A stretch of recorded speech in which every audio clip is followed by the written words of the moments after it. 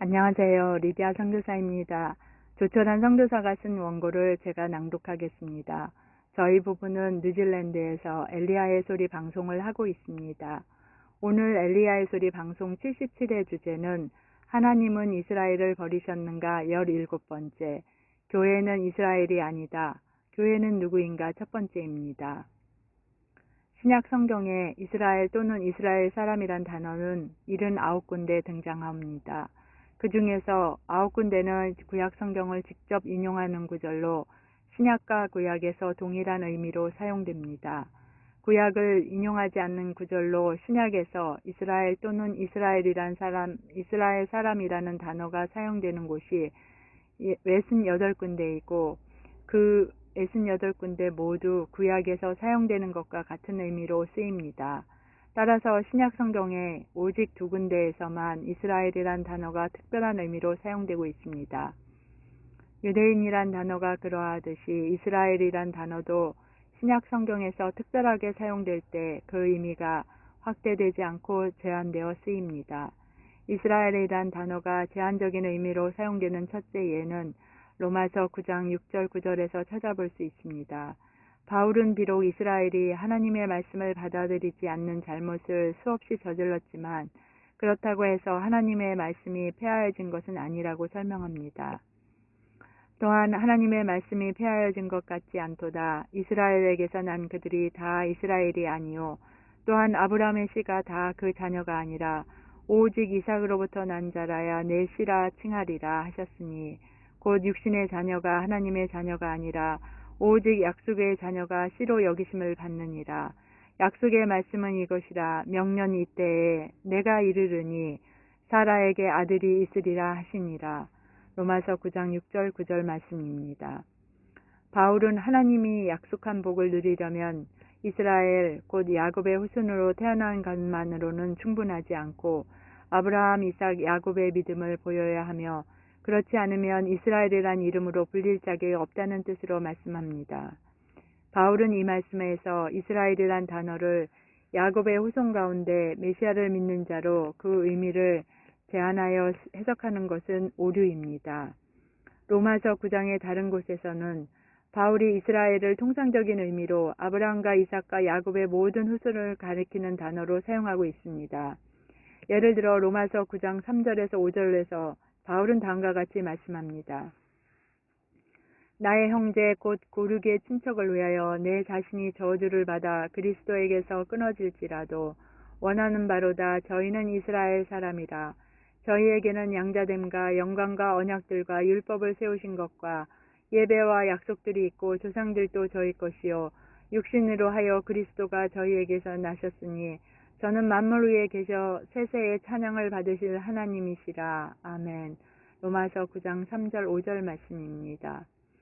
여기서 바울은 이스라엘인을 메시아를 배척한 자들로 여기면서도 그들을 여전히 자기 고륙의 친척이라고 부릅니다.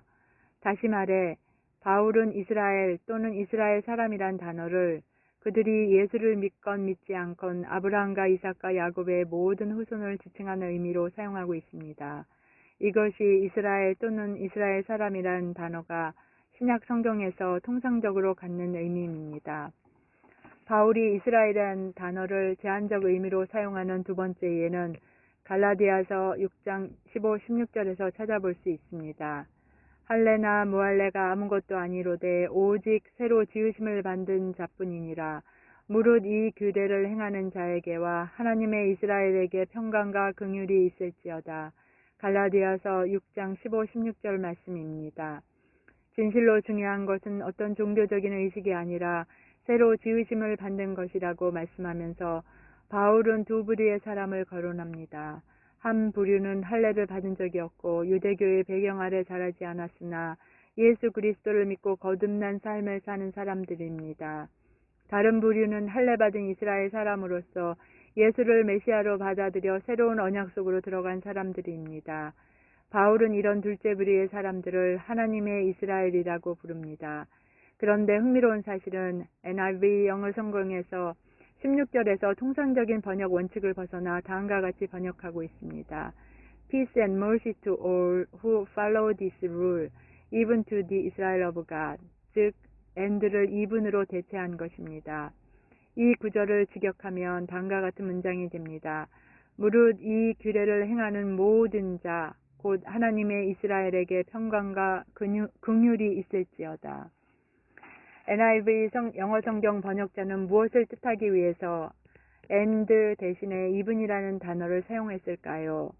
이 규례를 행하는 자는 유대인이건 이방인이건 모두 하나님의 이스라엘이라는 의미를 전달하기 위함입니다.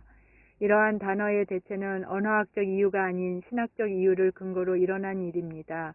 헬라어 카이는 신약 성경에서 대부분 and로 번역되고 있는데 왜 NIV 영어 성경 번역자는 이 구절에서 and를 even으로 대체했을까요? 모든 진정한 믿는 자는 하나님의 이스라엘이라고 해석하는 신학적 전통을 수용하기 위해서 그렇게 한 것입니다.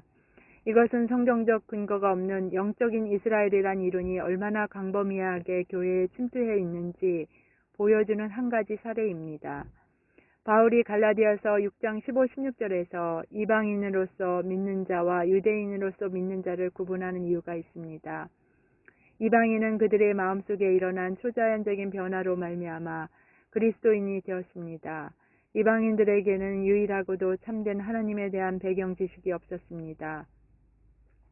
이와 반면에 유대인들의 메시아에 대한 믿음은 출애굽에서 시작하여 오랜 세기에 걸쳐 하나님이 지명한 통치자와 선지자와 제사장을 통해 계승되어 온 역사적 과정의 완성이었습니다. 신약 성경이 쓰인 시대의 이방인의 영적 상태는 한 번도 경작된 적이 없는 밭에 비유할 수 있습니다.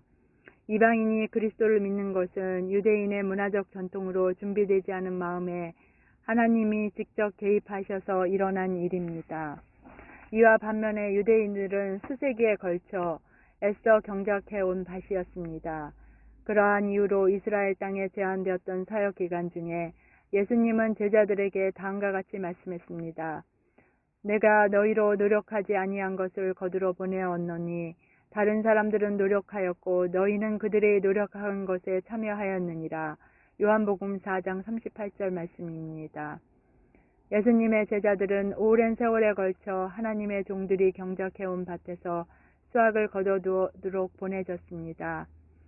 바울이 갈라디아서 6장 16절에서 할례받은 유대인으로서 예수를 메시아로 믿는 사람들을 그냥 이스라엘이라 하지 않고 하나님의 이스라엘이라 칭한 이유가 여기에 있습니다. 엘리야의 소리 방송 시청자 여러분, 엘리야의 소리 방송 78회 주제는 하나님은 이스라엘을 버리셨는가 18번째, 교회는 이스라엘이 아니다, 교회는 누구인가 2번째입니다. 2021년 8월 7일 토요일에 다시 뵙겠습니다. 감사합니다.